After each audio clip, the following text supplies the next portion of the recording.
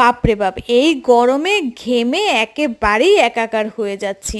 তোমরাও ভাবছো তো কেন এত দৌড়োদৌড়ি করছি। আসলে আজকে একদিন ছুটির দিন পেয়েছি, তো ভাবলাম বাড়ি যাই। কালকেই ভেবেছিলাম, তাও আবার ভাবলাম যে থাক একদিনের জন্য বাড়ি যাব। তা হঠাৎ করেই প্ল্যান হলো যে বাড়ি যাব, তাহলে তাড়াতাড়ি কি করে যাওয়া যায়, একমাত্র ট্রেনটাই উপায়। তো ও তাড়াতাড়ি করে এসে আমাকে ট্রেনে উঠিয়ে দিয়ে গেল। জাস্ট 2 মিনিটস লেট হয়ে গেলেই কিন্তু ট্রেনটা আর পাই না। তো এখন তো চলে এলাম বাড়িতে। আসলে কি বলো তো, বিয়ের পর এত বাড়ি যাওয়ার একটা ইচ্ছে হয়, অনেক সময় এরকম মনে হয় যে থাক একদিনের জন্য যাব, আবার অনেক সময় না এক্ষুনি আমার যেন যাওয়া যায়।